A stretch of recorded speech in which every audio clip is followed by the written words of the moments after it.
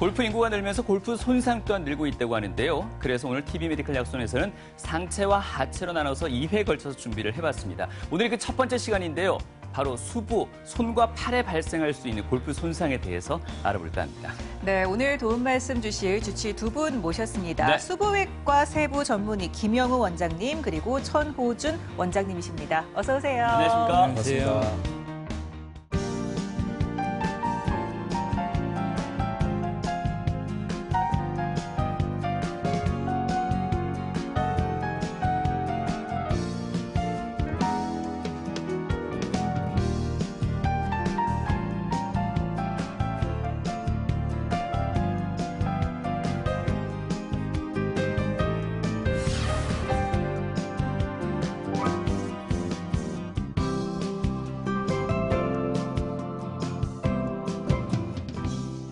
네, 골프는 적당한 거리를 두어 즐길 수 있는 스포츠다 보니까요. 코로나 이후로 더욱더 각광을 받고 있는 것 같습니다. 네. 애호가도 그만큼 많이 늘었고요.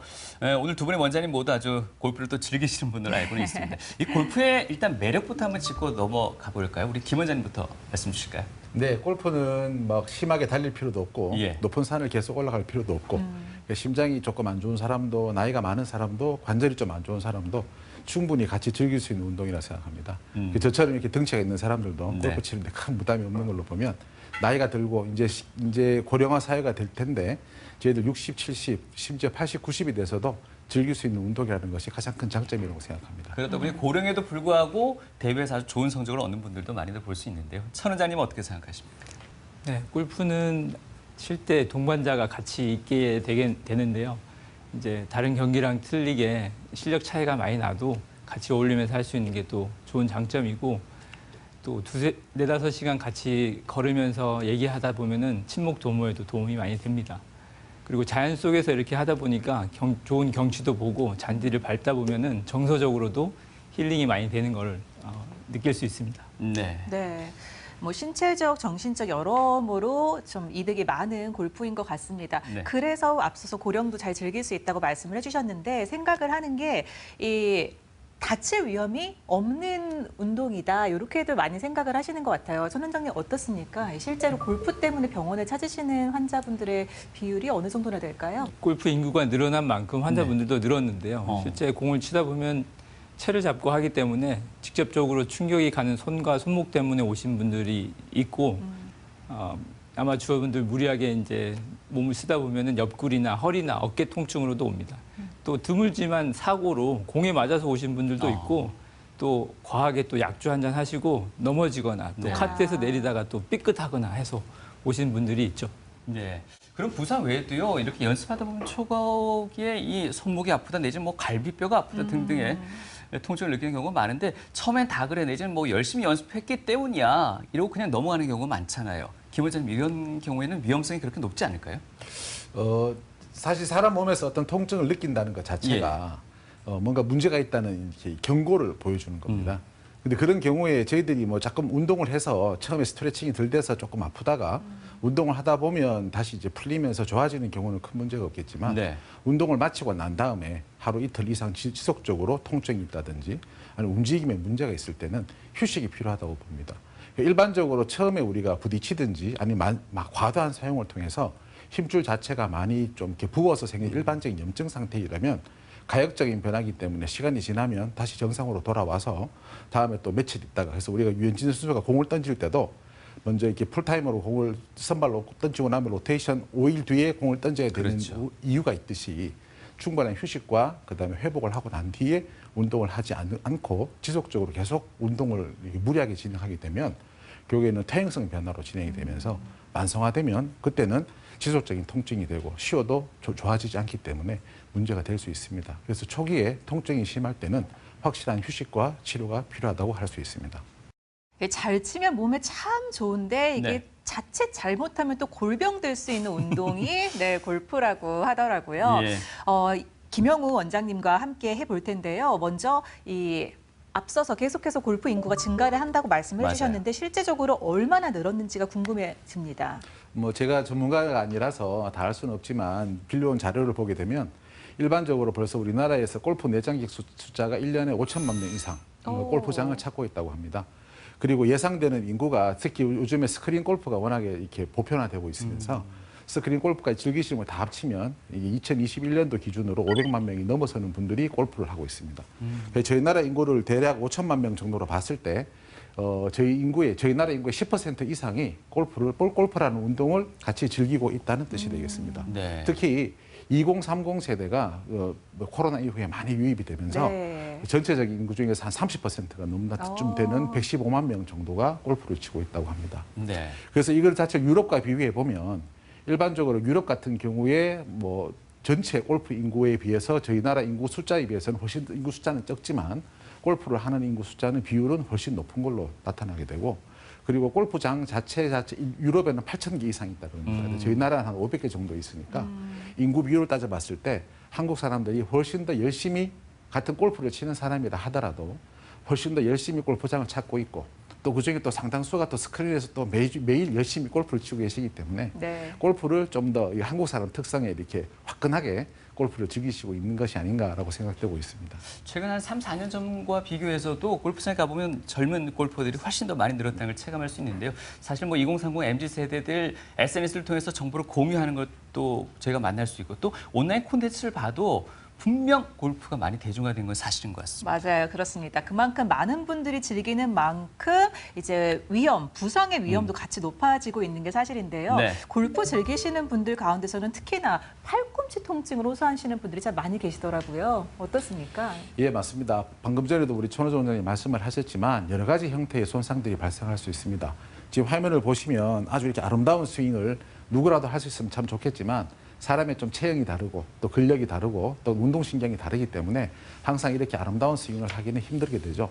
특히 이렇게 좀 익숙하지 못한 골퍼들이 좀 이렇게 멀리 보내기 위해서 이렇게 다운스윙을 할 때나 임팩트 순간에 너무 강하게 힘을 주면서 정타를 때리면 또 좋겠지만 또 바닥을 친다든지 네. 뒷땅을 치게 되면서 문제가 되는 경우들이 상당히 많은 것 같습니다. 예.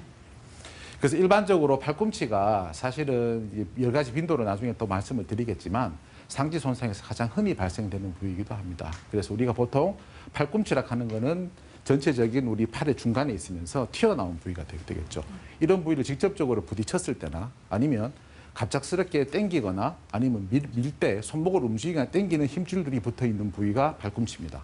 그 팔꿈치 부위에 순간적으로 강한 힘으로 무거운 기구를 들고 강하게 칠 때 순간적으로 이게 손목을 굽히거나 펴는 작동이 활동을 했을 때 그게 정상적으로 부드럽게 스윙이 되지 않았을 때는 팔꿈치 쪽에 심하게 당기거나 미는 힘이 작용이 되면서 문제가 발생이 될 수 있고 그리고 저희들이 보통 한 번의 임팩트 때문에 문제가 생기는 경우도 많지만 반복적인 어떤 작은 손상들이 쌓이고 쌓여서 나중에 결국에는 만성화되는 경우들도 흔히 볼 수 있습니다.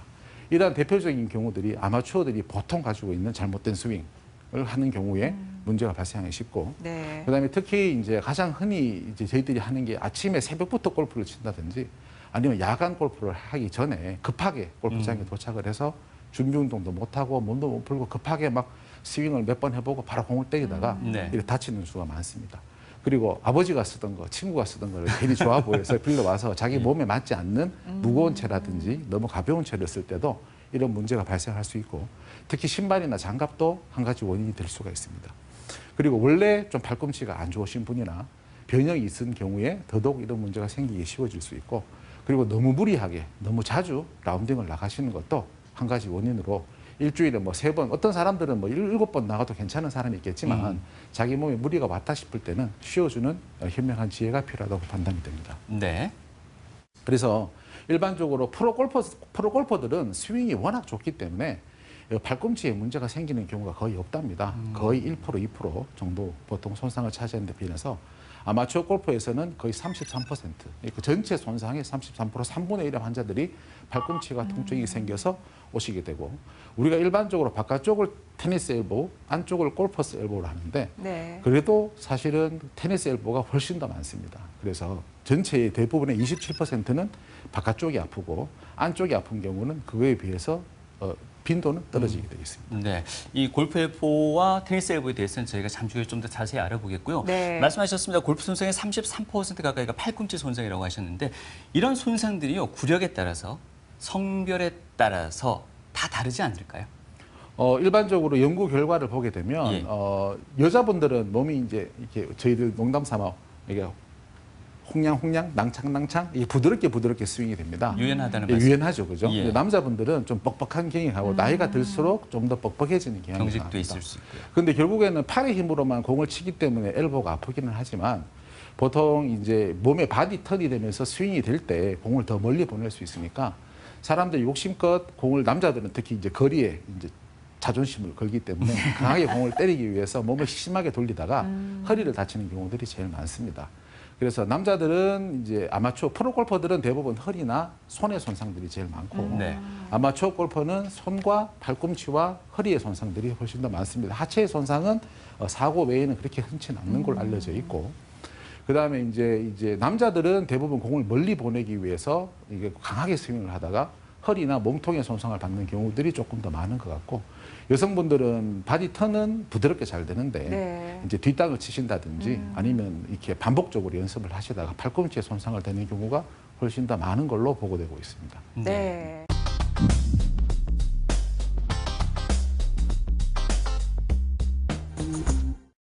김영우 원장님과는 이 팔꿈치 손상에 대해서 더욱더 자세히 알아볼까 하는데요. 네. 앞서서 내측보다는 외측의 비율이 높다 이렇게 이야기를 해주셨습니다. 그러면서 테니스 엘보 그리고 골퍼 엘보 이런 이야기도 해주셨는데 네네. 내측, 외측 어떤 차이가 있는 겁니까? 일반적으로 이제 팔꿈치 바깥쪽을 우리가 테니스 엘보라 하고 안쪽을 골퍼스 엘보를 하는데 일반적으로 해부학적 구조를 보게 되면 네. 팔꿈치 이쪽 부위가 우리 이게 밑에 동글동글한 부위가 과부가 됩니다. 과일 과자를 쓰고 그 위쪽이 상과가 됩니다.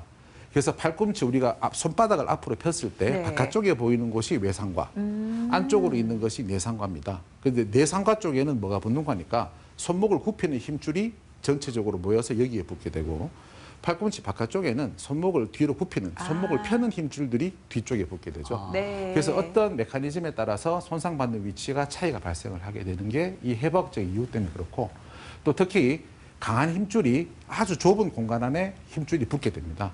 그 붙는 자체가 우리가 홍합이 바닥에 갯바위에 붙어서 안 떨어지려 그러면 단단한 섬유 조직들, 특수 섬유 조직들이 그 갯바위 안에 파묻고 들어가서 꽉 잡고 있어야 되는데 그것과 비슷한 성분의 어떤 근육과 뼈가 붙기 위해서 있는 성분 조직들이 있게 됩니다. 근데 그런 부위에 무리한 충격이 가거나 반복적 충격이 갔을 때 어떤 문제가 발생되는 것이 이러한 골프 엘보, 테니스 엘보가 되는 겁니다. 이게 만약 오른손잡이, 왼손잡이에 따라서 또 좀 차이가 있을 것 같은데요. 그거는 제가 좀 이따 다시 설명을 드리도록 하겠는데요. 예. 우리가 외상과임이 생기는 어떤 기전을 생각해 보면 이제 우리가 쉽게 말해서 테니스 선수한테 원핸드 백스트로크를 하시는 분이 있고 투핸드 백스트로크를 하시는 분이 있는데 백스트로크라는 자체가 채를 들고 스윙을 주면서 힘을 주고 강한 저항에서 손목을 이용해서 공을 쳐내는 작업을 하게 됩니다. 그럼 그런 식이 되면 당연히 손을 쓰는 테니스 엘보에서 엘보가 생기시는 테니스를 쳐서 엘보가 생기시는 분들이 보통 팔꿈치 바깥쪽에 문제가 생기니까 자기가 쓴 오른팔에 팔꿈치 바깥쪽에 문제가 생기겠죠. 하지만 골프는 상황이 반대가 됩니다. 오른손이 뒤에 있고 왼손이 선행을 하게 되기 때문에 네. 왼손을 앞에 주고 오른손잡이는 왼손이 선행하기 때문에 선행하는 팔이 순간적으로 스윙을 하면서 스톱을 되는 위치로 들어가는 부위는 당연히 우리가 우성손이 아니고 보통 쓰지 않는 손의 바깥쪽에 테니스 엘보가 주로 생기게 되는 게 역학적으로 그렇고 네. 골퍼스 엘보는 반대로 자기 오른쪽 쓰는 손이 공을 치다가 갑자기 나무 구루터기를 채로 심하게 때렸다 쳤을 때 충격이 일로 가게 되겠죠. 팔꿈치 굽히는 쪽이니까. 네. 그래서 골퍼스 엘보는 자기가 주로 쓰는 손에 생기기 오른손잡이는 오른쪽에 그 테니스 엘보는 골퍼 이 경우에서는 반대쪽 손에 주로 생기는 특징이 있습니다. 네. 다음 페이지는요. 네. 그래서 동영상을 보시게 되면 우리가 일반적으로 연구를 해보면 테니스 엘보는 한 손으로 치는 것보다 두 손으로 쳤을 때 훨씬 더 그 발생 빈도가 떨어진다고 합니다. 그래서 운동을 할 때도 정자세로 운동을 하시는 것이 중요하다 할 수 있겠습니다. 그러니까 이런 식으로 손목이 순간적으로 강한 힘으로 펴질 때 어떤 임팩트가 되는 순간에 팔꿈치 쪽으로. 그래서 우리가 보통 팔꿈치가 아프다 그래서 팔꿈치에 병이 있다고 생각을 하시지만 예. 이 병이 생기는 원인은 손목을 너무 강하게 펴기 때문에 생기는 현상입니다. 그래서 손목을 평상시 어떻게 쓰느냐가 이 팔꿈치의 병을 만들어낸다.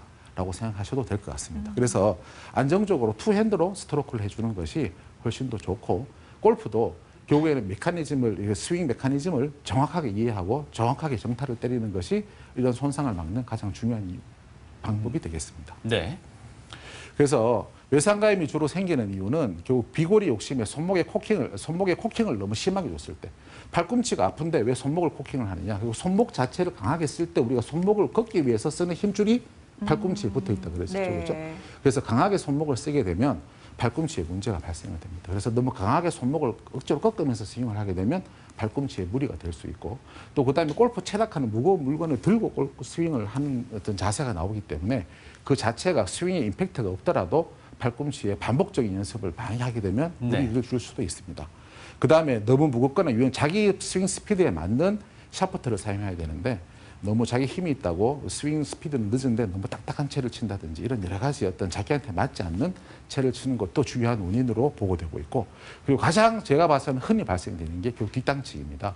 결국에는 필드에 나가서도 마찬가지고 연습장에서도 마찬가지고, 결국에는 이렇게 스윙이 정타를 때리면서 매끄럽게 싹 지나가야 되는데 결국 뒷바닥에 디봇을 내려서 때려치는 경우에 저항이 생기니까 결국 팔꿈치도 마찬가지, 바깥쪽 팔꿈치나 안쪽 팔꿈치가 똑같이 손상을 받을 수 있게 되는 게 메커니즘으로 손상을 받고 있습니다.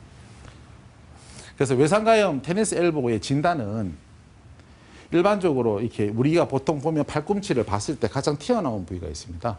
그쪽 부위를 눌렀을 때 통증이 있게 됩니다. 힘줄이 뼈에 붙는 부위에 변성이 생기면서 통증이 생기기 때문에 그쪽 부위를 눌러서 아픈 증상이 생기는 게 가장 일반적인 증상이고, 그다음에 두 번째, 손목의 신전. 이게 결국에는 우리가 팔꿈치가 아프지만 손목을 움직일 때 병이 생기는 거니까 손목을 뒤로 제낀 상태에서 저항을 줘서 다시 주었을 때 환자가 통증을 느끼면 아, 내가 테니스 엘보가 생겼구나 라고 생각을 하셔도 될 것 같습니다. 사실은 그 외에도 이런 자세로 손목을 뒤로 제끼고 강제로 꺾었을 때, 근데 이 외에도 요골신경이 좀 문제가 있다든지 관절염이 있으시다든지 아니면 뭐 이렇게 우리 추벽증후군이라고 팔꿈치 안에도 추벽이 생겨서 문제가 있는 사람들이 있습니다.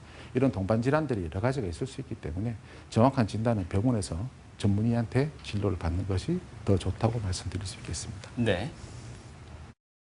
그래서 저희들이 보면 가장 어떤 자세가 가장 어떤 자세 때 통증이 주로 생기는 거 하니까, 우리 싸이가 저 옛날에 얼마 전에 아주 유명했던 우리 강남 스타일 춤추실 때 손목을 뒤로 제끼면서 이렇게 손목을 이렇게 제끼는 이 춤을 추는데 내가 손목이 아프다. 그러면 이거는 테니스 엘보일 가능성이 높다. 이렇게 생각하시면 될 것 같습니다. 그렇게 알겠습니다. 자가 진단을 할 수가 있겠군요. 예. 그럼 계속해서 내상과염, 이 골퍼 엘보에 대해서 좀 자세히 알아볼까요? 예, 골퍼 엘보도 결국 마찬가지 어떤 과정을 통해서 이루어지게 되는데, 결국에는 오른쪽에 너무 힘을 주면서 방향성을 조절하기 위해서 오른쪽에 너무 힘을 주면서 갑작스럽게, 특히 다운스윙 때 너무 갑작스럽게 다운을 시작하게 되면 힘을 너무 주다 보면 문제가 생길 수 있고, 그리고 뒷땅을 치기를 했을 때도 이런 문제들이 발생하기 쉬운 특징이 있습니다. 하지만 전반적으로 이제 어떤 첫 번째 임팩트 선행하는 조직이 팔꿈치 바깥쪽이 왼손이 먼저 선행을 하기 때문에 전반적인 빈도는 테니스 엘보보다 골퍼스 엘보에 조금 더 적게 생기게 되고, 골퍼스 엘보라고 하는 이야기를 하는 게 골프에 잘 생긴다고 하긴 하지만 그 골프가 주 원인이 되지는 않습니다. 일반적으로는. 그래서 오른쪽 팔에 결국에는 우리가 보통 후행하고 있는 주로 쓰는 팔에 더 자주 발생을 하게 되고, 컨트롤 샷을 하기 위해서 더 세게 치기 위해서 너무 강하게 힘을 줄 때 생기는 원인이 이 원인이 되겠습니다. 증상은 똑같이 팔꿈치 안쪽에 통증과 압통을 느끼게 되고, 방금 전과는 반대가 되겠죠. 외상가염은 손목을 젖히면 아프겠지만 이거는 손목을 앞으로 굽히고 뭐를 할 때, 특히 일반적으로 일상생활에 상당히 불편합니다. 저희들이 세수를 하든지 양치질을 한다든지 머리를 감다든지 이럴 때도 불편감이 있을 수 있죠. 왜냐하면 저항이 손목을 굽힌 상태에서 저항을 하는 것들은 대부분 일상생활이기 때문에 골퍼스 엘보가 오히려 치료하기가 더 어려운 경우도 많습니다. 네. 제가 일단 뭐 골프와 테니스를 예로 들어서 골프 엘보, 테니스 엘보라고 지금 설명드리고 있습니다만, 이와 같은 통증이 일상생활 속에서도 충분히 나타날 수가 있을까요? 예, 그렇습니다. 일반적으로 저희들이 운동을 많이 하기 때문에 생긴다고 하지만 테니스 엘보에 테니스를 주로 즐기시는 분들은 10% 미만입니다. 일반적으로 전체 인구의 한 3%, 그러니까 전체 우리나라 인구의 한 3%, 한 1,500만 명 정도는 우리가 테니스 엘보나 골퍼스 엘보를 앓고 있다라고 보고되고 있고, 그중에 가장 많은 직업군이 사무직입니다. 아, 그래요? 예, 그래서 저희들이 운동을 많이 하거나 반복적인 작업도 원인이 되겠지만, 결국에 평상시에 어떤 활동을 하기 전에 그 활동을 할 수 있는 근육을 만들어 놓지 않고 갑작스럽게 어떤 활동을 할 때 우연치 않게 생길 수도 있고, 그다음에 어떤 외상에 때문에 생기는 경우도 많습니다. 갑작스럽게 무거운 물건을 든다든지 아니면 어디 길 가다가 벽에 탁 부딪히고 나서 네. 갑작스럽게 아프고 나서 적절하게 좀 쉬어주지 못하고 계속적으로 평상시 일을 하시게 되면 이런 문제들이 생길 수 있습니다. 항상 운동과 연관성이 있다고 생각하기는 어렵게 볼 수 있습니다. 일반 사무직이 이 골퍼 엘보나 테니스 엘보가 온다는 게 선뜻 이해는 잘 되지 않는데요. 마우스 그러니까 활동 때문에 일상생활에서 어떤 자세, 뭐 사실 예를 들어서 어깨를 들고 위에서 들어서 이런 작업을 만약에 장시간 하시게 되면 네. 1kg짜리 물건을 들고 오랫동안 일을 하는 것조차도 팔꿈치에는 무리가 될 수 있습니다. 그래서 결국에는 어떤 자세, 그래서 우리들이 보통 이제 수술을 할 때 저희들도 미세 수술을 주로 하는 경우들이 많은데 현미경을 할 때 팔꿈치를 들고 수술을 하면 수술을 할 수가 없죠. 정확한 자세를 못 지키는 경우들이 생길 수 있습니다. 그리고 같은 무게를 들더라도 손가락을 편 상태에서 물건을 들면 오히려 이런 엘보가 오기가 쉽습니다. 그러니까 손가락을 주먹을 딱 잡고 몸을 붙이고 물건을 들 때는 우리가 물건을 들 때 허리가 아프신 분들이 무릎을 굽혀서 물건을 드는 것처럼 네. 팔꿈치도 어떻게 쓰냐에 따라서 변화가 생기고 우리가 생각하듯이 큰 손상이 생겨서 이 병이 생기는 것이 아니고 일상생활에서 1kg짜리, 2kg짜리 물건을 잘못 들거나 아니면 같은 자세를 계속적으로 반복을 하면 아무리 작은 충격이 쌓이더라도 네. 이 병이 생길 수가 있습니다. 네. 테니스 엘보, 골퍼 엘보, 팔꿈치에 오는 통증에 대해서 이야기를 나눠봤는데요. 그럼 골프를 치다가 이 양쪽이 다 같이 통증이 걸리는 경우는 많이 있을까요? 뭐 충분히 가능하실 수 있다고 봅니다. 대신에 네. 뭐 한쪽 팔에 두 개가 다 오는 거는 쉽진 않을 것 같지만 네. 결국에는 골프를 너무 좋아하셔서 팔꿈치가 아프시지만 이렇게 무리하게 운동을 계속적으로 반복하게 되면 충분히 양쪽에 다 생길 수는 있다고 볼 수 있습니다. 동시에 그렇게 통증이 오는 경우에는 뭐 어떻게 발병을 하는 거고 어떤 식으로 진행이 되는지도 궁금합니다.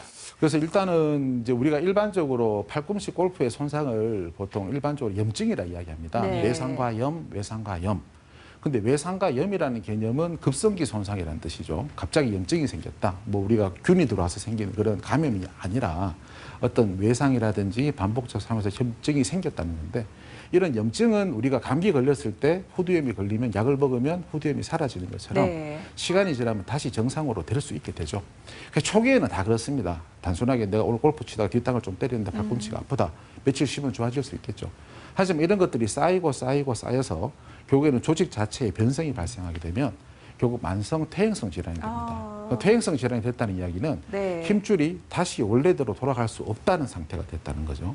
예, 그런 경우와 그러니까 급성기 때와 염증일 때와 네. 만성 퇴행성 질환, 우리 건증이라 이야기합니다. 염증인 외상과염, 외상과 건증 이렇게 두 가지 이름을 부를 수 있는데 만성이 되게 되면 치료가 완전히 바뀌게 되죠.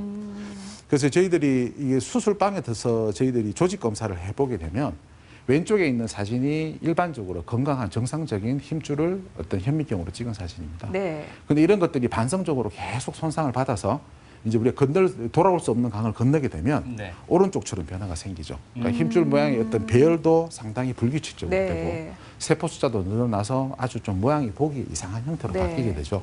그럼 이런 형태가 정상적인 기본적인 약물 치료나 물리 치료만으로 다시 원래대로 모양으로 돌아갈 수는 없게 됩니다.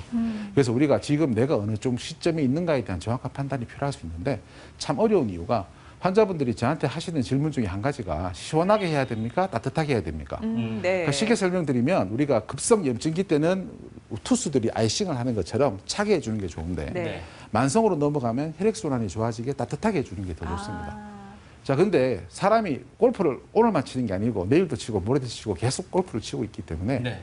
이 붓기가 사실 급성과 만성이 계속 이렇게 돌아가면서 반복되죠. 반복되면서 급성기에 만성기 있는데 급성기가 또 생기고 또 거기서 만성기로 진행가는 과정에 또 급성기가 들어오고 참 치료가 어렵습니다. 그래서 환자분의 어떤 병력 그리고 조직적인 변화가 얼마큼 되는지에 따라서 치료 방법은 바뀔 수 있고 다를 수 있습니다.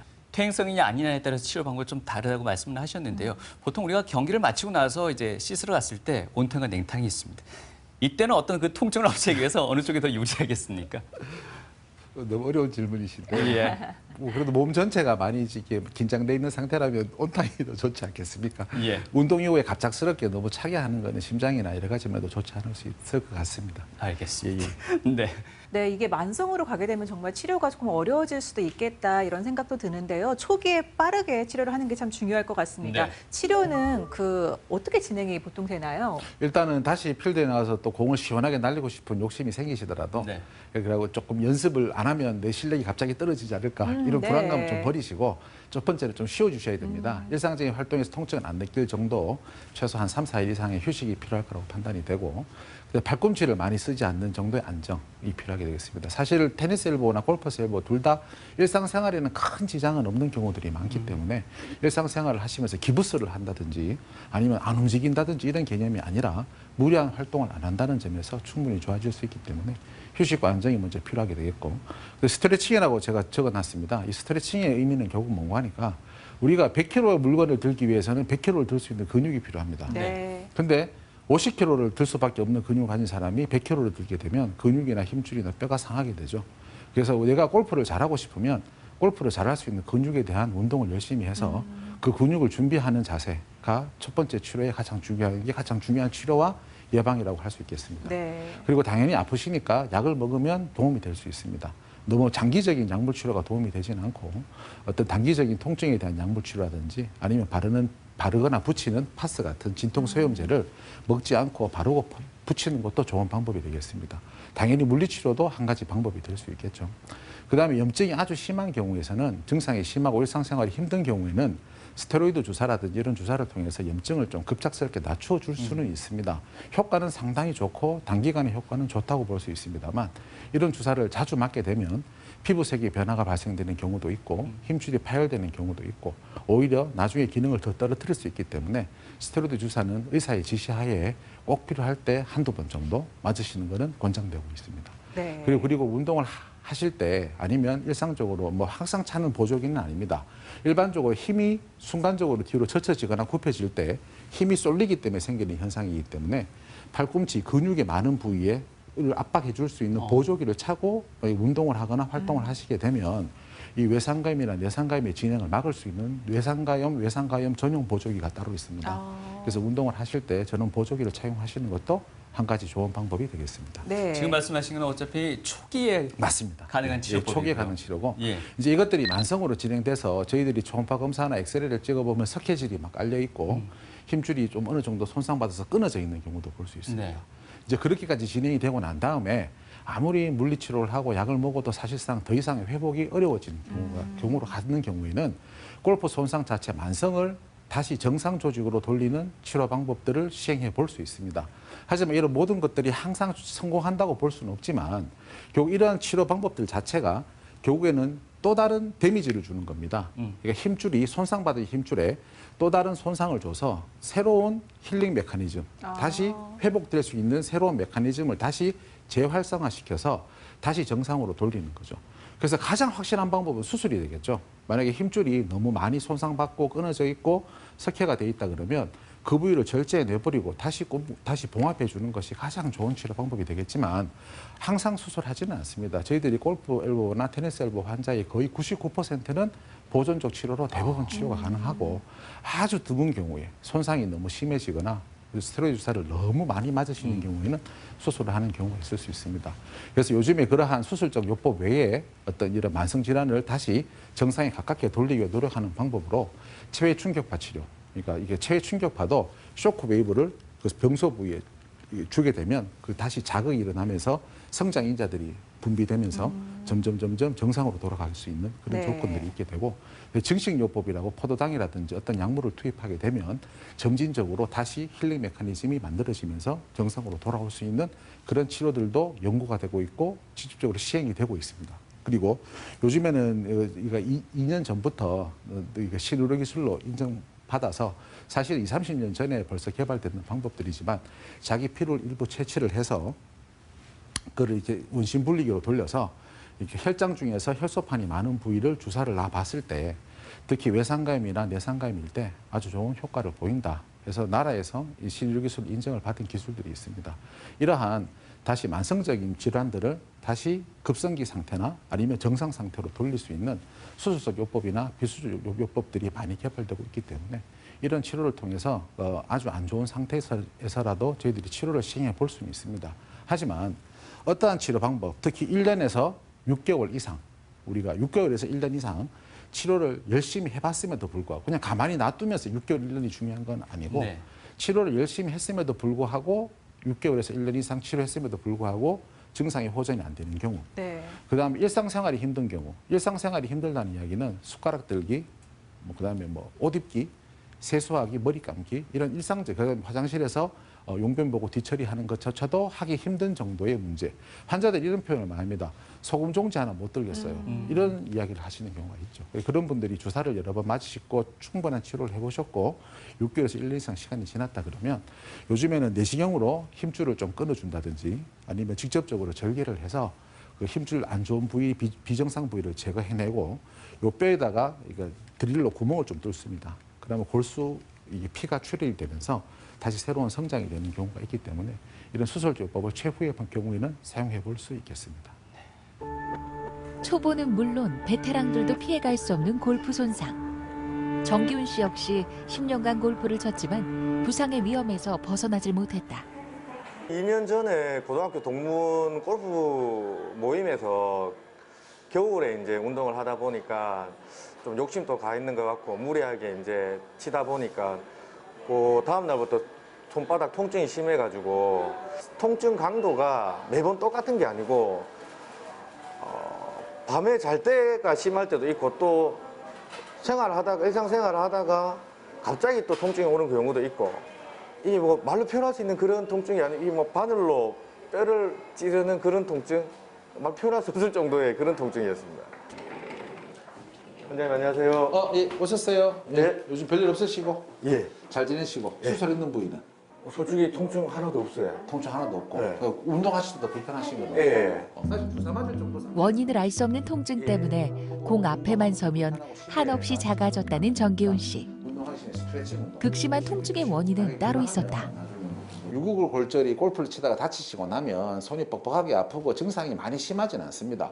일상생활은 가능한데 운동하려고 그러면 좀 아프고 뭐 힘을 좀 쓰려고 하면 불편하고 근데 이런 상태에서 좀 더 진행이 되면 힘줄이 터지는 경우도 오시는 경우도 흔히 보거든요. 그러니까 힘줄이 터질 때까지 통증 자체가 견딜 수 있을 만한 통증으로 보통 치료를 받습니다. 근데 일반적인 엑스레이에서 이 유구골이 골절된 게 나타나지는 않습니다. 그래서 대부분은 뭐 그냥 관절염, 뭐 힘줄염, 그다음에 뭐 충격 타박상 이런 식으로 치료를 받다가 나중에 힘줄이 터져서 이제 오시는 경우들이 있는데 그 전에 오시면 수술이 훨씬 더 쉽고 간단하게 치료를 할 수 있는 상황이 되고 치료는 그 뼈를 이제 붙여주면 제일 좋긴 하겠습니다만 유압이 안 되는 경우도 많고 해서 일반적으로 아주 뭐 이렇게 무거운 물건을 드는 이렇게 운동 선수를 제외하고는 뼈를 제거해도 일상적인 스포츠 액티비티에 전혀 문제가 없기 때문에 그 좀 더 빠른 회복을 위해서 제거를 하는 경우를 보통 선택을 하게 되고 환자분이 지금 수술하시고 거의 1년 다 돼 가시는데 이제 일반적인 활동이나 운동에 지금 전혀 불편함을 느끼지 않습니다. 사실 우리나라 사람들이 자기 몸에 있는 일부를 제거하는 것에 대해서 저항감이 많긴 하시지만 이런 경우에 이렇게 그 뼈를 붙이려고 노력해서 사실 실패하는 경우들이 많아서 프로 야구 선수들이나 운동 선수들도 제거하는 경우가 흔히 있습니다. 결국엔 이런 정상적인 힘줄이 섞여지면 10년차 베테랑 골퍼를 괴롭힌 통증의 원인은 손바닥 유구골 골절. 1년 넘게 고통 속에 살았던 기훈 씨는 수술을 받은 뒤 일상을 되찾을 수 있었다. 운동을 하실 때 너무 반복적으로 하지 마시고 잠시 이게 아프면 쉬어주고 또 저게 회복이 되고 또 괜찮으면 또 쓰고 이런 식으로 해야지 저는 변성으로 가는 강도를 줄일 수 있습니다. 견디지 못할 고통에서 벗어나 한동안 놓았던 골프채를 다시 잡게 된 정기훈 씨. 이번 일을 계기로 느낀 점들도 많다. 운동을 살짝 좀 쉬어주고 운동도 운동이지만 몸에 맞게 적당한 운동을 해야 되는데 욕심을 너무 부리다가 좀 과한 스윙을 한 것 같은데 이참에 이제 좀 적당하게 내 몸에 맞는 그런 즐거운 라운딩을 하고 싶습니다. 팔꿈치가 손상된 환자의 수술 사례 만나봤는데요. 아무래도 이 골프를 치시는 분들 같은 경우는 수술 후에 언제쯤 다시 연습장 가도 될까요? 네. 이런 질문 많이 하실 것 같습니다. 저는 좀 상당히 좀 보수적으로 보는 예. 스타일이라서 일상적인 활동은 한 수술하고 한 6주 정도 이후에 이게 아주 기본적인 활동이야 수술하고 2주면 일상적인 활동은 가능하실 수 있습니다만 어떤 이제 이렇게 가볍게 집에서 이렇게 큰 청소를 한다든지 아니면 물건을 많이 옮기는 것, 무거운 물건을 들고 뭐 쓰레기를 버린다든지 이런 활동들은 최소 6주 정도는 지나서 하시도록 권유를 드리고 네. 일반적인 운동, 그러니까 쉽게 말해서 뭐 달리기나 가벼운 줄넘기나 아니면 자전거 타기 이런 운동은 한 3개월 지나면 충분히 할 수 있다고 보는데 무거운 물건을 들거나 반복적인 운동은 저는 뭐 3개월은 충분히 지나야 되지 않을까. 길면 6개월까지 상황에 따라서 환자의 상태를 보고 판단하는데 보통 3개월에서 6개월 정도는 충분히 자기 근육을 다시 올리는 게 중요합니다. 네. 예를 들어서 우리 박지성 선수가 옛날에 전방 십자인대 수술하고 맨체스터 유나이티드 선수 생활을 할 때 네. 십자인대 수술하고 다시 풀타임 축구 선수를 하기 위해서 걸렸던 시간이 9개월입니다. 네. 충분히 주변의 근육들을 충분히 다시 발달시키지 않고 단순히 상가염이 나았다는 그런 이유 하나만으로 다시 운동을 시작하시면 또다시 똑같은 질병에 또다시 빠질 수 있기 때문에 충분히 그전에 사전에 준비, 근력을 충분히 만들고 재활치료를 충분히 하셔서 충분히 좋은 근육을 만들고 나서 운동을 시작하시는 것이 가장 현명한 방법이라고 생각합니다. 안 그래도 궁금했던 부분인데 충분히 재발할 가능성이 있다는 말씀이시죠? 충분히 재발할 수 있죠. 사실은 수술이 아무리 잘 진행되고 좋은 결과를 얻었다고 한들 원래 자기 갖고 있던 거의 한 70에서 80% 정도밖에는 회복이 어렵습니다. 그래서 다시 운동을 무리하게 진행하시면 똑같은 상황이 발생할 수 있기 때문에 충분히 조심하고 준비하고 대비해서 하시는 것이 중요하다고 할 수 있겠습니다. 네.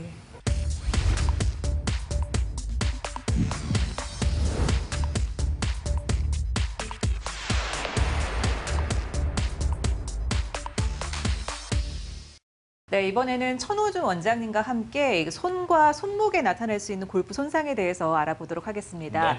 흔히들 골프를 처음 시작할 때 손가락이 참 많이 맞아요. 아프다 이런 이야기들 네. 많이 하시더라고요. 네. 왜 그럴까요?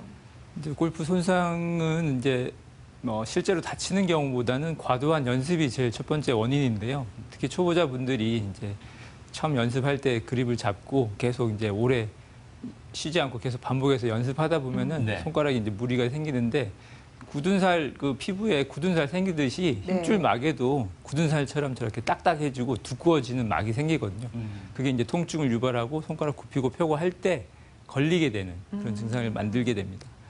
이제 심하지 않다면은 이제 연습을 좀 쉬어주는 것도 괜찮은데 심한 분들은 어쩔 수 없이 이렇게 주사 치료를 하는 경우도 있고요.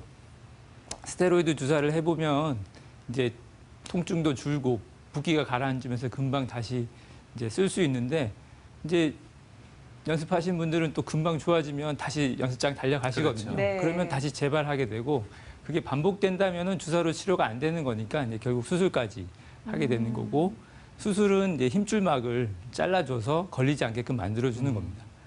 동영상을 보시면은 이분 같으면 이제 손가락 굽히고 펴고 해보라고 하면은 지금 걸리는 상태신데 이게 수술을 시행한 상태이고요.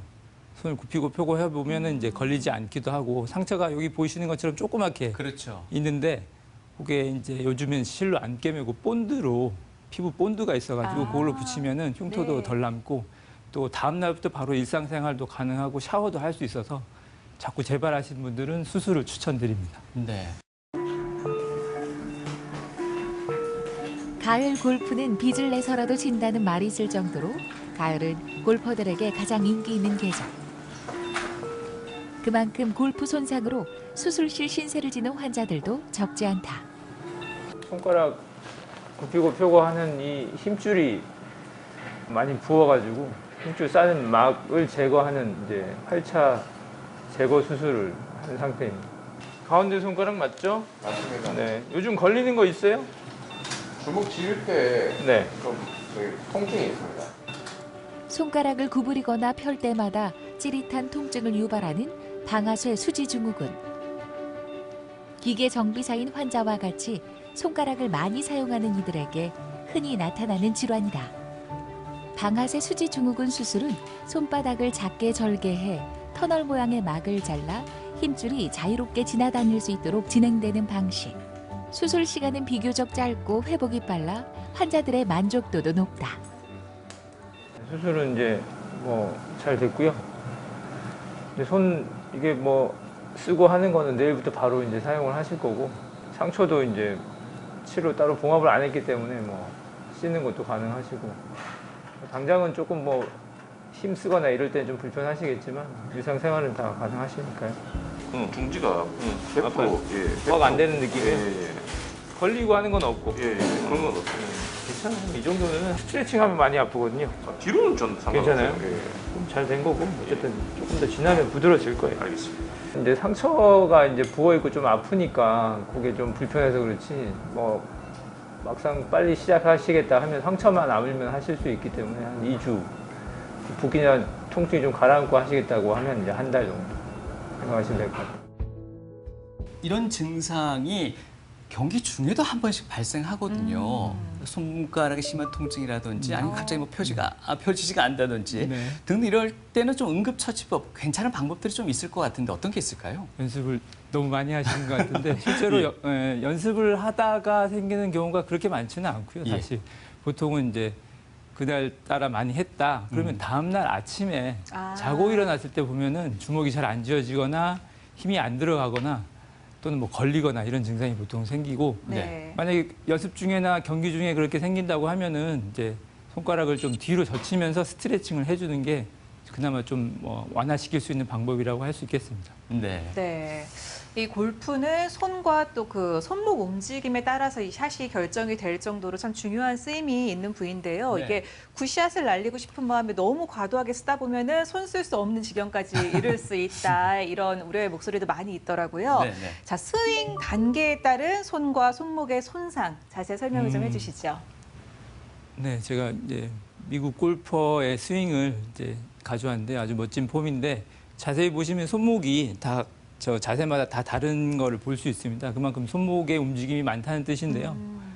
이제 백스윙 할 때 보시면은 이제 저렇게 코킹이 과도하게 되다 보면은 이제 건초염 이런 게 잘 생길 수 있고요. 또 임팩트 할 때 공에 이제 충격이 공을 때리면서 손바닥에 충격이 가면은 심지어 이제 골절이 생기기도 합니다. 또 이렇게 팔로 스루 하면서 이제 손목을 계속 돌리다 보면은 네. 삼각 연골 손상이나 심하게는 또 힘줄 탈구가 생기는 경우도 있거든요. 네, 본격적으로 알아보기 이전에 저의 궁금증 중에 하나는 맨손으로 장갑을 끼지 않고 골프를 치시는 분들도 많으시단 말이에요. 네. 손의 감각을 네, 네, 더 네. 예민하게 느끼고자 하신다는데 이건 부상의 위험이 더 크지는 않을까요? 사실 장갑이 손목이나 손을 보호하는 것보다는 이제 네. 마찰력 때문에 네. 그립을 좀 그 채를 잡기에 편하게끔 만들려고 이제 장갑을 끼는 거고 사실 장갑을 끼지 않는다고 손상 위험이 높아지는 것 같지는 않지만 아무래도 좀 더 꽉 쥐게 되기 때문에 방아쇠 손가락 같은 경우가 좀 더 생길 확률은 좀 더 높아지겠죠. 앞서 지금 사진에도 보여지고 있는데 하나하나 좀 살펴보도록 하겠습니다. 저 네 번째 그림이었던 것 같아요. 백스윙에서? 그렇게. 네, 백스윙 때 과도하게 손목이 꺾였을 때는 건초염이 올 수 있다라고 네. 말씀을 해주셨습니다. 힘줄염이라고도 표현을 하네요. 그것부터 설명을 들어볼까요? 네. 건초염이라고 한 번씩 얘기 들어보셨을 텐데요. 건초염은 손가락이나 손목을 움직여주는 힘줄 주변에 이렇게 하늘색으로 싸고 있는 막인데요. 우리 흔히 손 많이 쓰고 난 다음에 인대 늘어났다는 얘기 많이 하시는데 네. 사실 인대가 늘어나는 경우는 거의 잘 없고요. 사실 대부분 다 이 건초염입니다. 이 건초염이라고 하는 이 빨간색으로 보이는 이 부위에 염증이 생겨서 네, 통증을 유발하는 병이 되겠고요. 보통은 이제 힘줄이 이제 손목을 움직여주는 이제 좌우 상하 이렇게 여러 군데 있기 때문에 네. 다 생길 수 있는데 그 중에 제일 흔한 게 이제 엄지 손가락 쪽에 왼손이요? 네. 오른손 왼손 상관없이 아. 네, 엄지 손가락 쪽에 힘줄염이 제일 흔합니다. 이게 골프뿐만 아니라 그냥 일상생활 하면서 손을 좀 네. 많이 쓰신 분들도 특히 갓난아기 이제 돌보면서 이제 엄마나 또는 할머니들이 이런 건초염이 잘 생기거든요. 치료는 이제 보통은 이제 손을 좀 덜 쓰게 하기도 하고 네. 이제 보통은 스테로이드 주사를 한두 번 정도는 치료를 해볼 수 있는데 반복적으로 사용하다가 낫지 않는 분들은 결국 수술적으로 치료를 하기도 합니다. 아까와 마찬가지로 방아쇠 수지처럼 시간은 5분, 10분 정도면 되고 다음날 바로 일상생활 할 수 있기 때문에 잘 낫지 않는 분들은 수술을 추천해 드립니다. 이 건초염 같은 경우에는 주사 치료 정도로 어느 정도 이렇게 회복이 가능한가요? 아니면 직접 수술적 치료까지 가는 경우도 많습니까? 대부분은 주사만으로도 완치가 됩니다. 이제 많이 쓰시는 분들 가끔 수술까지 가실 분들이 있지 대부분 좀 손 사용을 좀 주의하시거나 보조기를 차거나 또 약물 치료, 주사 치료를 하면 대부분은 호전이 됩니다. 네. 그렇다면 건초염에 이어서 다음으로 알아볼 건 갈고리뼈 골절. 앞서 짚어주셨는데 갈고리뼈가 어느 부위를 말하는 건가요? 갈고리뼈가 생소하실 텐데요. 예. 손바닥 새끼 손가락 쪽 손바닥 보면은 네. 튀어나온 뼈가 있는데 그 바로 위쪽에 있는 뼈 이름이 갈고리뼈입니다. 갈고리뼈라고 붙여진 이유는 이렇게 실제로 손바닥 쪽으로 갈고리 모양으로 튀어나와 있거든요. 네. 그래서 그렇게 이름을 붙여놨고, 손목을 뒤로 꺾었을 때 네. 뒤쪽에 이렇게 살짝 튀어나온 부분, 이 부위를 말씀하시는 그보다 거예요? 손바닥 쪽에 있어요. 손바닥 쪽으로요? 손바닥 쪽에 있는 뼈거든요. 예. 이게 이제 그립을 잡고 채를 잡으면은 이제 딱 그 채랑 맞닿게 되고 네. 이게 계속 충격이 가해지면은 골절도 생기게 되거든요.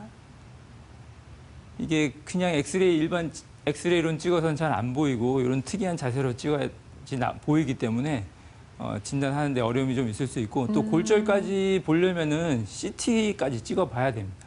CT로 봐야지 이렇게 골절을 확인해 볼 수 있어서 네. 치료는 대부분 골절이긴 하지만 붙여주는 것보다는 이런 식으로 오른쪽 그림처럼 저 보이는 갈고리 모양의 저 뼈를 왼쪽처럼 아예 없애서 절제를 해주는 수술을 하게 됩니다. 왜냐하면은 네. 설사 저 뼈를 깁스 치료를 하거나 수술을 해서 붙여준다 하더라도 네. 대부분 다시 또 운동하시거든요. 그러면 다시 또 통증이 재발할 수 있어서 이렇게 제거를 해버리는 것이 회복도 빠르고 또 재발할 염려도 없어서 심지어 이제 직업적으로 이제 선수 생활을 하신 분들도 이렇게 수술해서 빨리 복귀를 하게끔 이런 식으로 수술을 합니다. 네. 그래도 우리 몸에 있는 뼈인데 없어져도 아무런 지장이 없는 건가요? 네, 손 쓰고 힘 쓰는 데는 아무 지장이 없어서 그렇군요. 이렇게 수술을 하고 있습니다. 네. 사실 갈고리뼈라는 것도 저는 처음 들어보긴 하는데요. 얼마나 큰 힘을 지속적으로 가했길래 이 부위에 골절이 발생하나 싶은 생각이 드는데요. 네. 실제 그런 환자들이 꽤 있습니까? 골프 선수들도 있지만 예. 또 더 흔한 건 야구 선수들. 야구를 많이 치시다가도 이제 청소년기에도 오고 직업 선수들도 저기 골절이 생겨서 오는 경우가 많지는 않지만 이제 그만큼 열심히 연습을 하신 거겠죠. 그런 경우는 이제 골절이 생겨서 아파서 오시는 경우 있습니다. 네. 진단이 조금 늦는 경우도 왕왕 있다고 하던데 이건 어떤 이유 때문인가요? 이게 공을 치는 순간 골절이긴 하지만 네. 약간의 뜨끔한 통증으로 느껴지거든요. 예. 그래서 또 일상생활에는 지장이 없기 때문에 또 별게 아니겠거니 또 시간 지나면 좋아지겠거니 하면서 그냥 지내시는 분들도 있고 설사 또 병원을 간다 해도 또 이런 손을 전문으로 하신 선생님이 아니시면 좀 접해보신 적이 없으면 모르기도 하고 또 실제 엑스레이를 찍었는데도 안 보이기 때문에 네. 놓치는 경우가 있습니다.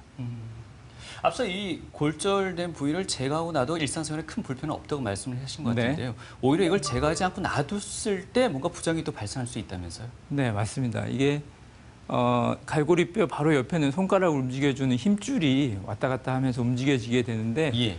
이게 우리 보통 노끈 같은 거 바위에 계속 이렇게 마찰시키면 끊어지듯이 그렇죠. 이 갈고리뼈 골절 부위 이 거친 면이 계속 힘줄에 닿게 되다 보면은 손을 쓰다 보면 힘줄이 해져가지고 끊어져 버리는 경우가 있습니다.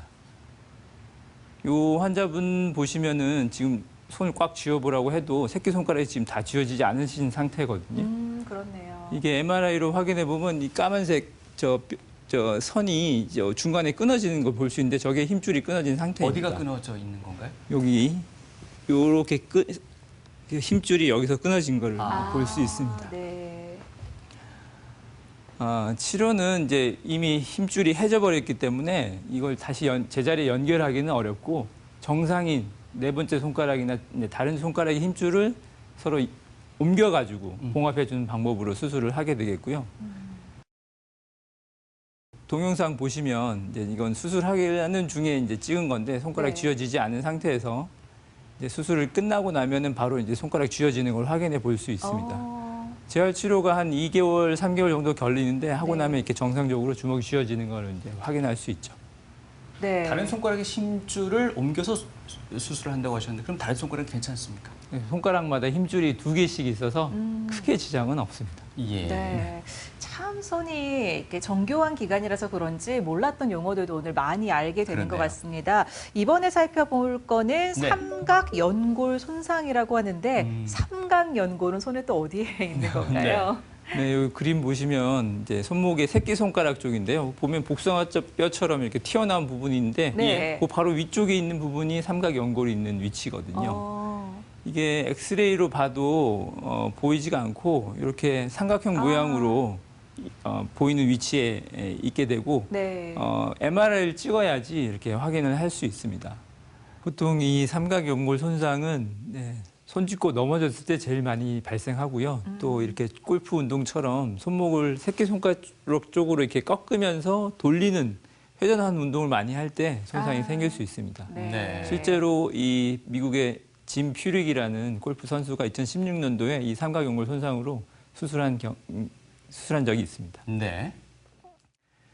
심하지 증상이 초기에는 이제 운동을 좀 쉬어주거나 보조기 치료 같은 걸로 좀 증상이 호전될 수도 있는데 심한 경우는 주사로 스테로이드 주사로 치료를 한 번 정도는 해볼 수 있지만 이 역시 또 낫지 않는다면 결국 수술을 하게 되는데요. 보통은 이제 관절 내시경으로 이제 수술을 해주게 됩니다. 이제 환자 수술할 때 이제 팔만 마취를 해서 하기 때문에 수술 중에 환자분과 이제 대화를 나누면서 설명을 드리면서 수술을 할 수 있고 환자분도 직접 실시간으로 자기 관절의 상태를 모니터로 확인할 수가 있습니다. 네.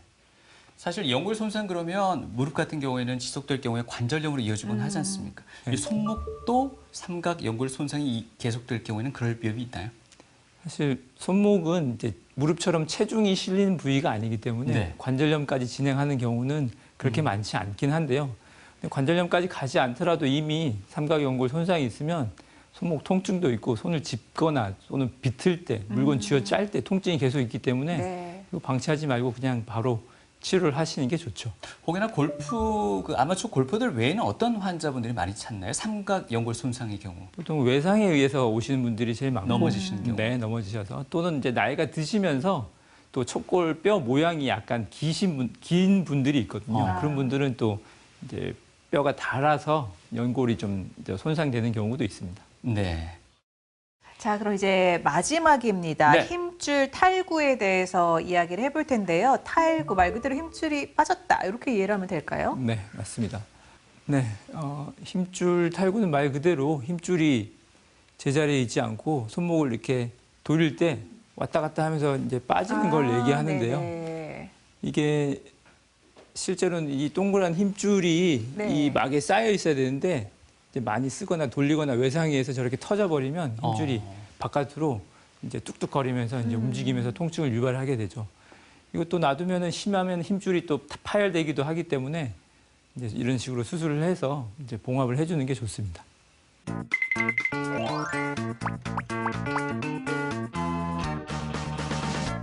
20대 때 운동을 훈련을 좀 무리하게 하다가 뭐 어깨 쪽에 섬유근 파열 뭐 이쪽으로 좀 다친 적이 있었습니다. 손목이랑 그 허리를 조금 다친 적이 있는데요. 지금은 살살하고 있습니다.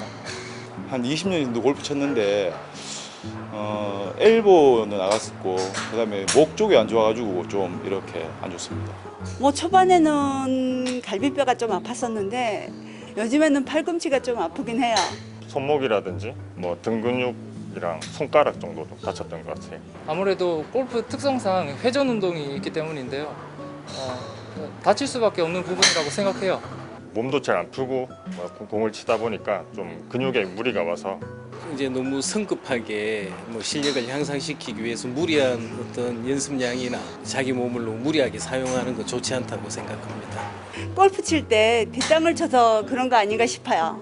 바른 자세가 아니고 좀 골프 칠 때 좀 몸통으로 좀 하면 되는데 좀 팔로 들다든지 그런 식으로 좀 몸을 안 쓰고 하면은 좀 그렇게 될 것 같아요. 너무 무리를 해서 허리를 돌려서 그렇거나 아니면은 몸을 안 풀어서 다치는 것 같습니다. 겨울철에 골프로 인한 부상이 많다는데 어떤 점을 주의해야 될까요? 골프는 딱딱한 채를 들고 땅에 있는 공을 치는 운동입니다. 근데 겨울철이 되면 아무래도 땅이 얼고 딱딱해지는 상태에서 딱딱한 채를 들고 공을 치게 되면 아무래도 이게 정확하게 이제 스윙이 잘 맞아서 스윙 스팟이 잘 맞으면 좋겠지만 딱딱한 땅을 때리는 경우가 있습니다. 그렇게 돼버리면 우리가 예를 들어서 딱딱한 쇠몽둥이를 들고 돌바닥을 두들겨 패면 당연히 팔이나 손에 물이나 충격이 갈 수밖에 없습니다. 그래서 사실은 겨울철에는 그런 손상 때문에 특히 더 부상이 많이 발생하는 것 같고 또 그다음에 산이라는 야외 지역에서 미끄럽거나 이런 부위에서 미끄러지거나 해서 다치는 경우도 사실 심심치 않게 볼 수 있습니다. 그리고 또 겨울이기 때문에 항상 잠시 운동해서 땀이 나더라도 조금 쉬는 시간에 또 땀이 또 식고 또 추우면 몸이 움츠러져 있고 근육이 다시 굳어있는 상태에서 스윙을 멀리 보내려고 운동을 하다 보면 근육이나 힘줄 자체의 밸런스가 깨지면서 특히 뼈에도 손상을 받는 경우도 있습니다. 그래서 그러한 반복적인 손상을 받을 수 있기 때문에 겨울철에는 조금 더 항상 스윙하기 전에 더 스트레칭이나 연습 스윙을 하고 스윙을 하는 것이 외상을 막는 안전한 방법이 되겠습니다. 사전 운동이 굉장히 중요하겠네요. 그리고 특히나 이렇게 겨울에는 특히 더 주의해서 맞습니다. 즐기시는 것이. 그런데 갑자기 드는 생각이에요, 선생님. 두 분은 골프 치세요? 여기는 싱글입니다. 아. 저는 백돌이 이제 박버사를 하려고 노력하는 중이고. 그럼 두 분도 주의를 하시나요? 연습을 안 합니다. 그 중요한 내용은 사실 연습량을 줄일 수 있을 만큼 빨리 이제 이렇게 핸디를 올리시는 게 사실은 제일 중요하고, 프로 선수들은 웬만해서 선수 부상을 잘 안 당합니다. 근데 아마추어들은 이제 그렇지 못하기 때문에 결국 뒷땅도 때리고 잘못된 방향으로 때리다 보면 이제 문제가 생기는 겁니다. 그래서 천 원장님 같은 사람들은 안 아플 겁니다. 저는 아프고. 조금 가벼운 골프채로 즐기시면 겨울에 언 땅을 때린다든가 혹은 여름철에 그냥 즐기시더라도 좀 손목이나 충격이 오는 걸 좀 완화시킬 수 있지 않을까요? 가벼운 채고 또 이게 약간 좀 더 단단하지 않은 무른 채면 뭐 그럴 수는 있겠지만 아무래도 본인한테 맞지 않으면 거리 손실이 난다든지 뭐 제대로 운동이 안 되겠죠. 그러니까 보통 손상이 많이 생기는 경우는 이제 가벼운 채를 쓰시는 뭐 나이가 좀 있으신 분들이나 여자분들보다는 힘이 좋은 남자분들, 강한 채를 쓰시는 분들한테 물론 더 손상이 생기는데요. 제일 좋은 거는 본인한테 맞는 채를 쓰는 게 좋으니까 전문가한테 추천받아가지고 본인한테 맞는 무게와 그 샤프트 강도를 선택해서 운동을 즐기시는 게 좋겠습니다. 자기 몸에 맞는 이 운동 기구를 사용하는 게 가장 안전하지 않을까, 예방할 때이지 않을까. 그렇겠군요. 그런데 소문에는요, 이게 유전적인 영향이다 이러던데 이건 아니죠? 일단은 유전적인 영향이라기보다는 여러 가지 이유가 있을 수 있을 거예요. 저도 그 생각을 여러 번 해봤었는데 의학적으로 유전적이라고 증명된 내용은 없습니다. 하지만 사람마다 유전적으로 근력의 차이가 있을 수 있습니다. 사실은 근육이 튼튼하고 힘줄이 더 튼튼할수록 같은 충격에도 외상의 가능성은 떨어질 수 있겠죠. 그래서 만약 유전적으로 팔이 튼튼하고 건강한 사람들은 당연히 이제 엄마가 이제 약해서 아들도 약한데 그러면 같은 병을 앓을 수 있는 가능성이 있긴 있겠지만 어떤 유전적인 소인에 의해서 이 병이 생긴다라고 생각하기는 어려울 것 같습니다. 그리고 또 뭐 유전적이라는 개념보다는 가족 어떤 직업의 차이가 있을 수 있겠죠. 어떤 분들이 목공일을 계속 하시는 가족 대대로 해오신 일이라면 같은 어떤 직업적인 측면에서의 어떤 병이 생길 수 있겠지. 어떤 유전적인 유전자에 의해서 이 병이 아무것도 안 하고 일을 안 하고 아니면 딴 직업을 하면서 생긴다. 이렇게 생각하기는 어려울 것 같습니다. 갑자기 엘보 얘기하니까 손목, 이제 손 힘까지도 좀 궁금해지는데 우리 그 악의 힘이라 그러잖아요. 네네. 이게 약하신 분들, 소위 말해서 악력이 좀 부족하시는 분들이 골프를 즐기실 때 이 다치거나 손상 입는 게 더 많지 않을까요? 손 악력이 약해서 그 채를 놓치지 않기 위해서 이제 꽉 오래 쥐고 치다 보면은 뭐 골프 손상이 생길 수 있겠지만, 근데 원래 골프가 그립을 좀 약하게 쥐고 하는 게 더 좋다고 하니까요. 악력이 세고 안 세고가 중요한 것보다는 본인이 스윙을 할 때 이제 본인 힘에 맞게 이제 연습 횟수나 스윙을 해야 되는데 그 본인이 할 수 있는 역량 이상으로 더 힘을 많이 주거나 또는 횟수를 너무 많이 늘려서 할 때 골프 손상이 더 생긴다고 볼 수 있을 것 같아요. 그래서 그 나이에나 자신의 그 힘에 맞는 그 횟수나 강도를 조절해서 스윙하는 게 더 좋지 꼭 악력이 약하다고 손상이 더 생긴다고 볼 수는 없을 것 같아요. 어쨌거나 무리하면 안 되겠네요. 네. 우리 천 원장님께서 과하지 말라고 했지만 사실 골프 즐기시는 분들이 조금 과하시더라고요. 제 주변에 보니까. 거의 광적인 분들이 계세요. 그래서 조금 걱정이 됩니다. 이런 분들한테 김명우 선생님, 뭔가 문제가 발생할 것 같아요. 일단은 사람 몸이 어떤 정도의 통증을 느끼기 시작한다는 거는 더 이상 그런 활동을 좀 자제해달라는 어떤 경계 신호가 왔는 건데, 그 신호를 무시하고 계속 쓰게 되면 초기에는 염증 반응이 나타나지만 그 염증 반응이 쌓이다 보면 퇴행 반응으로 바뀌게 됩니다. 그럼 그래 따지면 관절을 움직이는 힘줄이나 인대들도 계속적인 손상 때문에 부어있고 약해지고 늘어지게 되면 결국에는 뭐 당장 1, 2년에 그런 문제가 생기진 않겠지만 10년, 20년 세월이 쌓이다 보면 관절염으로 진행을 하게 되겠죠. 그러면 손도 휘어지게 되고 관절염도 생기고 문제가 될 수 있습니다. 사실상 그 정도 돼버리면 이제 골프를 하실 수가 없게 되겠죠. 친구들이 이제 좀 여유가 생겨서 골프를 시작할 때 오히려 같이 나가지 못하는 문제가 생길 수 있으니까 욕심을 부리는 것만큼 자기 몸은 손해를 보고 있고 그 손해가 결국 나중에는 돌아오게 될 테니까 현명하게 골프를 나이 들어서 90, 100살까지 치려고 그러면 지금 아끼고 조심하는 것이 가장 좋고 너무 무리하지 않도록 몸에서 오는 사인을 잘 받아서 거기에 맞게 활동하시는 것이 맞을 것 같아요. 건강해지려고 운동을 하는 거고 운동하는 김에 재밌는 운동을 즐기기 위해서 골프를 즐기시는데 너무 과해가지고 결국에는 골프채를 잡을 수 없는 순간이 올 수도 있으니까 두 분 쌤 말씀처럼 좀 과하지 않게 적당히 즐길 수 있을 만큼 하는 게 가장 좋은 거라서요. 그렇군요.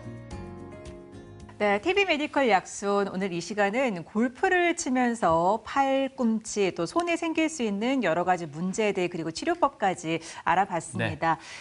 끝으로 좀 골프를 오래 건강하게 즐겁게 잘 칠 수 있도록 우리 시청자분들께 당부 말씀 부탁드릴게요. 먼저 김 원장님부터 해주실까요? 뭐 일단 가장 중요한 거는 준비가 아니겠습니까? 일단은 이렇게 근력을 이렇게 자기가 치고 싶은 정도의 골프를 할 수 있을 만한 근력을 유지해 주는 게 첫 번째로 필요할 거고, 두 번째는 이제 너무 열심히 연습하시지 않는 게 사실 저희들이 외국처럼 이렇게 땅에서 골프를 연습하는 게 아니라 이게 딱딱한 매트에서 이제 연습하는 경우들이 많아서 특히 이제 또 좀 더 이렇게 백스핀을 많이 주기 위해서 찍어 친다든지 이렇게 반복들을 하게 되면 팔꿈치나 손목에 손상이 더 많은 것 같습니다. 그래서 좀 더 건강하게 즐기기 위해서는 아플 때는 쉴 수 있는 여유도 필요하고 그리고 운동을 더 잘할 수 있는 준비를 충실하는 것이 중요하다고 생각합니다. 네. 라운딩 하는 당일은 미리 한 3, 40분 전에 미리 도착을 해서 워밍업도 하고 관절을 충분히 풀어준 스트레칭을 해가지고 유연성을 확보하고 그다음에 이제 여러 채를 휘두르면서 빈스윙도 하고 샷도 이제 체크해보고 그다음에 옆에 이제 동반자와 담소를 나누는 건 좋지만 과도한 음주는 좀 피하시고 네. 또 좋은 게 또 카트를 타는 것보다는 걷는 거 보통 라운딩 이렇게 18홀 돌면은 한 5km에서 6km까지 걸을 수 있다 하거든요. 다이어트도 되고 근력도 키울 수 있으니까 걷는 것 꼭 추천드립니다. 네. 사실 뭐 운동들 즐기시다 보면요 여러 가지 통증이 올 수 있습니다. 그 통증을 피해야 되는데 오히려 그걸 나 극복해보겠다고 그 통증과 한번 싸워보겠다고 하시는 분들 많으십니다. 오늘 잘 들으셨죠? 손목 그리고 팔꿈치에 오는 그런 적신호에 앞으로 더더욱 신경 쓰시기 바랍니다. 네, 오늘 좋은 정보 많이 전해주셨습니다. 네. 수부외과 세부 전문의 김영우 원장님 그리고 천호준 원장님이셨습니다. 말씀 감사합니다. 감사합니다.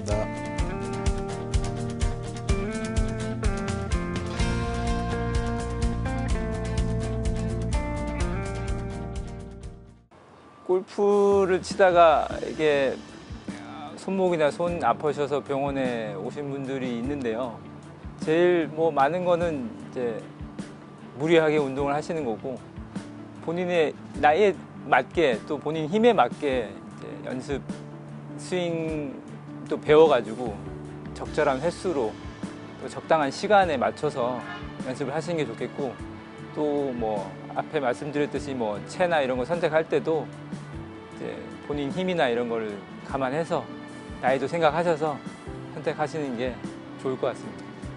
8년 전에 수부외과 학회가 원주에서 했었습니다. 그날 저녁에 학회 사람들하고 저녁 행사가 있어서 식사를 하려고 한 3시쯤 출발한다고 준비를 하러 딱 나가려는데 응급실에 환자들이 너무 많은 거예요. 근데 그날 어떤 젊은 남자가 팔이 잘려서 왔어요. 팔뚝에서. 근데 그 사람 상황을 들어보니 일주일 뒤 결혼식이고 그 옆에 서 있는 보호자는 그 결혼할 여자 저 아내 되실 분. 그래서 결국에는 그 학회를 가는 거를 포기하고 그날 수술했는데 수술이 많이 어려웠어요. 사실 다치기도 너무 좀 심하게 다치셨고 손의 기능을 좀 만들어 드리고 싶었는데 좀 많이 힘들었습니다. 근육 손상도 너무 광범위했고 상태도 안 좋고 손가락이 다 남아있긴 하시지만 손의 기능은 많이 떨어지고 사실은 또 그 다음 단계의 수술을 하고 싶었지만 여러 가지 사정상 수술을 못하고 장애를 받고 산재가 끝났었는데 그 와이프도 얼굴이 기억나고 환자분도 기억이 나고 전 담배만 좀 끊어주셨으면 수술을 한 번 더 했을 텐데 담배를 결국에는 못 끊으셨거든요. 하여튼 그런 것 같습니다. 사실상 뭐 그리 큰 환자만 기억에 남는 건 아니고 작고 적은 모든 수차 같은 환자분들을 생각해 보면 참 많기는 한데 모든 분들은 전부 다 자기가 제일 소중하시니까 환자 한 분 한 분한테 다 잘하려고 최선의 노력을 하고 있습니다. 그런데 그렇게 좀 사연이 있고 당장 그리 큰일이 있으신 분들은 조금 더 기억에 많이 남는 것 같습니다.